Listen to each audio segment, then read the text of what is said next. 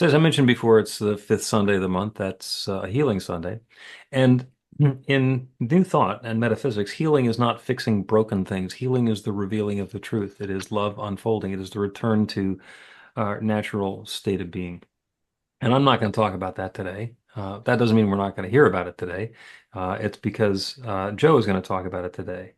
Uh, Joe came to us, I don't know, 10, 12 years ago and remarked that she had spent time on every one of the flames and the flames of faith and settled her candle with us. And she brings a wonderful richness and insight to the techniques, the practices, and the principles that tie all of the flames and all of us together. So, Joe Catanzaro. Thank you, Bill. So, good morning, everyone. Glad to be here. Healing Sunday is always a way for us to get back to basics and reconnect with that underlying truth that I'll talk a little bit more about because it's related to healing. And it's a lovely celebration, but I always wonder how many different ways can we talk about healing? So here I am, going to take another stab at this. And it's a topic that is really near and dear to my heart because, as many of you know, I'm a nurse. So becoming a practitioner, a religious science practitioner, because I was already a practitioner, it was just the natural next step. I've always tried to combine the body, mind, spirit, the holistic approach. And I learned that early on in my career that there really is no separation. And I don't mean separation from us and that greater one. I just mean internally, body, mind, spirit are all together. It's really hard to separate it. We tried, to kind of prove that. There has been some research in, physical versus non-physical healing. There's been some work done with that. Even the work of Norman Cousins when he talked about laughter is the best medicine and how he cured it. I think it was heart disease. He kind of corrected it with using laughter. It's just a testament. So I've always been fascinated by that. And because, as you may have heard, we are human beings. Wait a minute, we're spiritual beings having a human experience. And you don't have a soul, you are a soul. You have a body. So it's interesting that we can't always tease apart what happens with the mind and how does that affect the body and how does spirit come into all of this. And it occurred to me that maybe we can't tease it apart and sort of separate like what does what, because it is all one. And that's why we can't figure it out. But maybe we'll get there someday. Maybe it's just the way that that principle of oneness is demonstrated. So comes back down to that. I think Bill just said it. Healing is the revealing of the truth.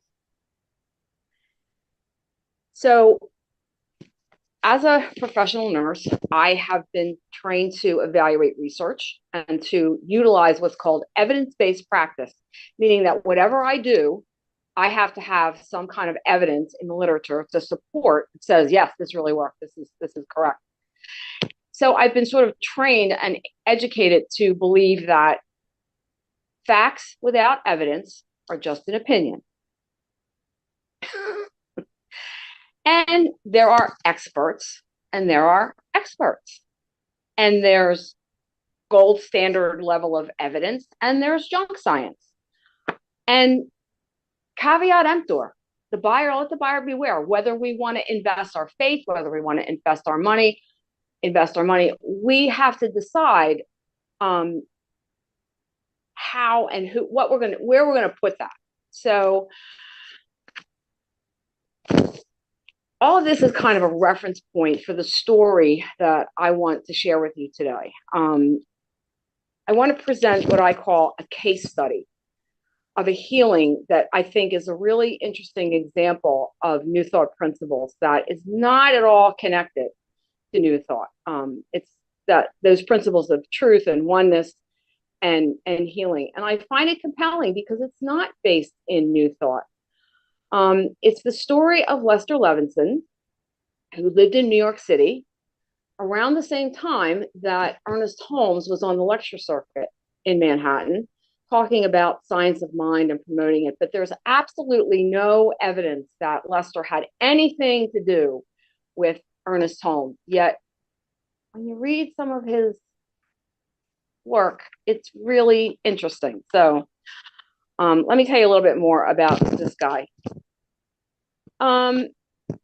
Lester was born in Elizabeth, New Jersey in 1909. He described himself as shy and driven to succeed, meaning he wanted to do it right. He wanted to be a good son and a good person and a good worker and a good student. And he was really had that mindset to like always do his best with everything. He was really smart. He was really intelligent. He graduated from Rutgers in 1931, I think, at the age of 22, having gotten a scholarship when scholarships were almost unheard of. He majored in physics.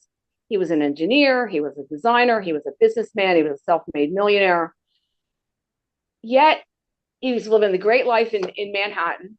Yet he was physically ill and pretty miserable. He had migraines. He was in analysis with some protege of Freud. He had gastric problems, ulcers, and just was really miserable. In 1952, at the age of 42, he had his second massive heart attack.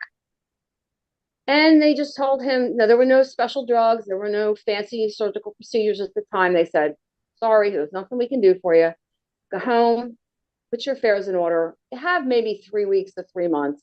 Oh, and don't take a step anywhere unless you absolutely positively have to, because you're going to drop at any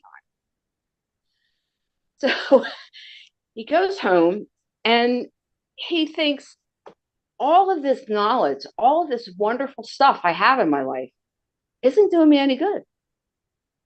What's really going on here? So he started to think about things, and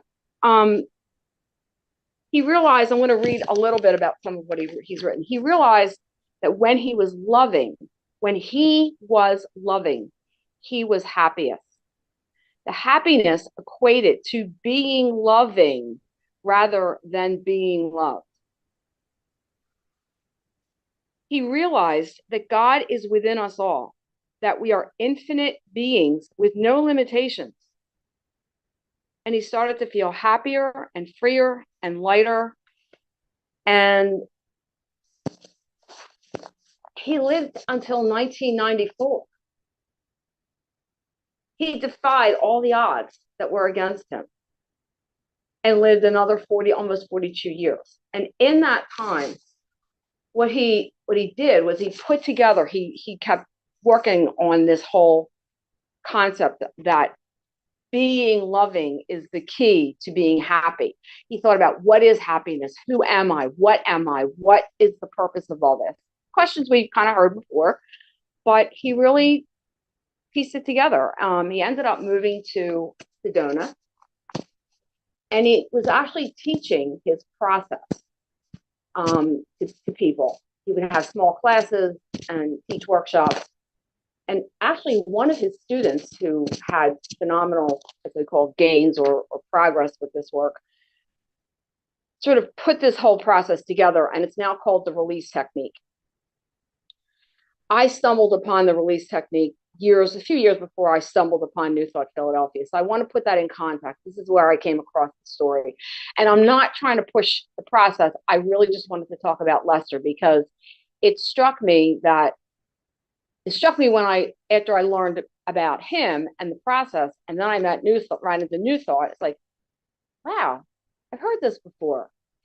And it's always intriguing to me to come across the same thing in different places. And I loved the practicality of it. So I wanted to use what happened with Lester sort of as that case study. And I want to read a couple more of his quotes because I think they're really useful. Real love divine love, is a feeling of beingness with no expectations of receiving something for it in return. Lester described shutting out the world and turning within and finding your inner self, which he called beingness, because that is the divine, that God lives within each one of us. Where have we heard that before? The only method of receiving love is to give love, because what we give out must come back. The self, with a capital S, has no qualities, no ability, and no actions. It is unqualified and unlimited beingness. Happiness is equal to one's capacity to love. So he demonstrated that, when he got back to, when he realized he was trying to control things, he was trying to get approval, he wanted to be safe. And wanting that was the basis of all his misery. And when you can release that and go into beingness and understand that we are really, truly limitless beings, all of that drops away. And he demonstrated that with curing himself. Now, Lester didn't write a lot. He didn't write his process down. There's books about his life and quotes of his, but he did not write it down. So a lot of this comes from the people that continue his work. And continuing his work, they don't talk much about the divine aspect of all this. They don't talk about what we call the metaphysics of it. They're focused on putting this process together to help people, because that's what Lester wanted to do. And yes, it's become their business. So, again, trying to put it in context and separate, when you read what Lester really had to say, it's really interesting, and you really get to the essence and the heart of it. So that's my little case study. Let's pick it apart a little bit. It's a case study of one. Typically, we like to see, there's a lot of numbers in a research study to say, yeah, this really works. It's only an observational. Well, we have one person and we're observing what happens to them. But that one person was really sick, was told he was going to die very quickly. And he actually lived another 42 years. And he had complete mental and physical function. So there's no experimental arm, there's no randomization, but it's still interesting. And when you put it together with some of the other similar stories, case studies, whatever you want to call them, similar incidences, it's just really interesting. And it always surprises me when I can take a few more steps along the path and see the repetition, see the same results from different places. It just gives me some positive feedback that I'm on the right path. And I like the practicality of it. It's really easy to get wrapped up in your head and say, oh, well, there's no proof for that. But again, take it with a grain of salt. Believe what, as Ernest Holmes said, what Lester said. Believe it, use it, and try it, and believe it. It's another commonality that I ran into was Lester believed that there was one mind. It's all one mind, that every single one of us are connected. So did Ernest Holmes. So did Nikola Tesla. So did Einstein. So you keep running into that.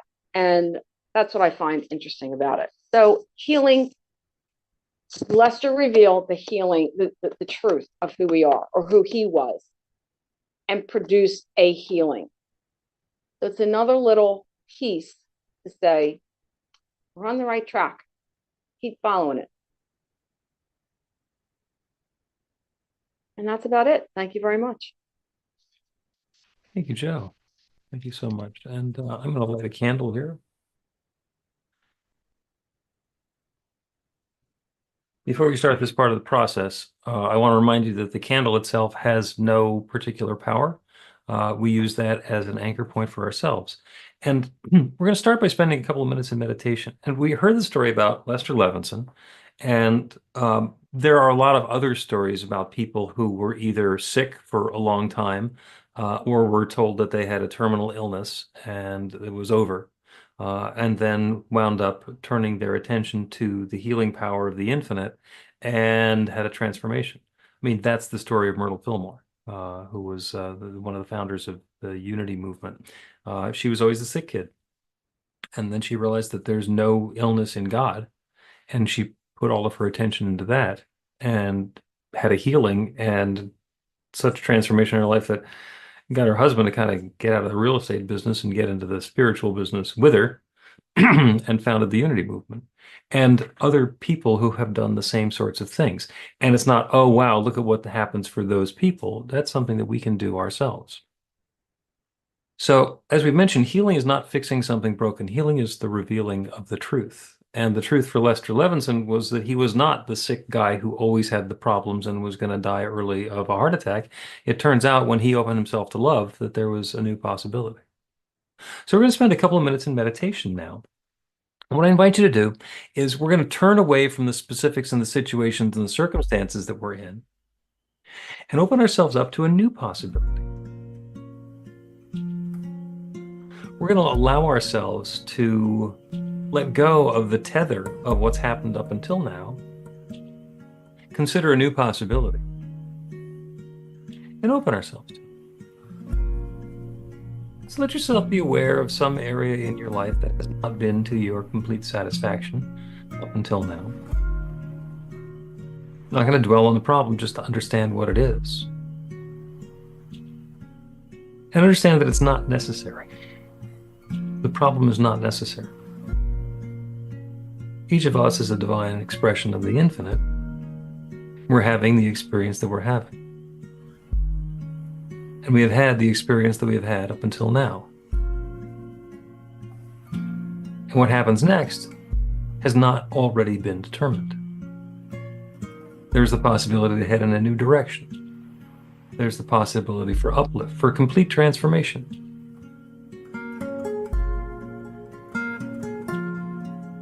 Take a deep, full breath. Let yourself be filled completely.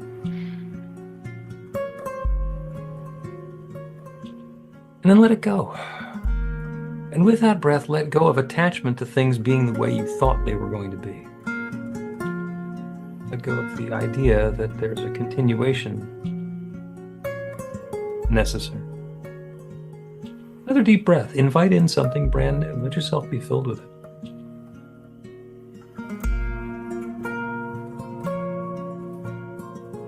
And as good as that is, let it go. It has come to pass. And continue breathing in a way that's comfortable for you. And as we go into the quiet together, allow yourself to be inspired, guided, informed as to what that next new possibility is for you. The past is our guidance, but not our steering system. It's telling us how we got here, maybe. In any case, telling us that we got here. And what's next is an infinite possibility. Let's open to that in the quiet for a couple of minutes.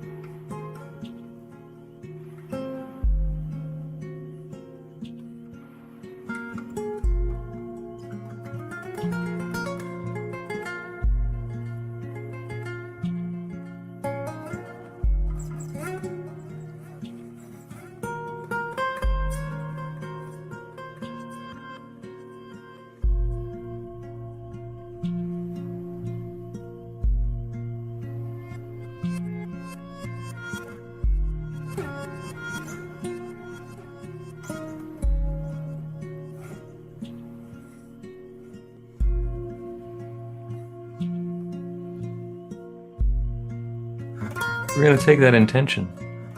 We're going to take that desire, that newness that we're inviting, and we're going to allow ourselves to activate it. If you have a candle nearby, then while Anna is playing this next selection, light the candle and allow that to be the representation of this newness that's being invited into your life. And if you don't have a candle, then go ahead and let yourself use one of the candles that I will light on our behalf. Anna?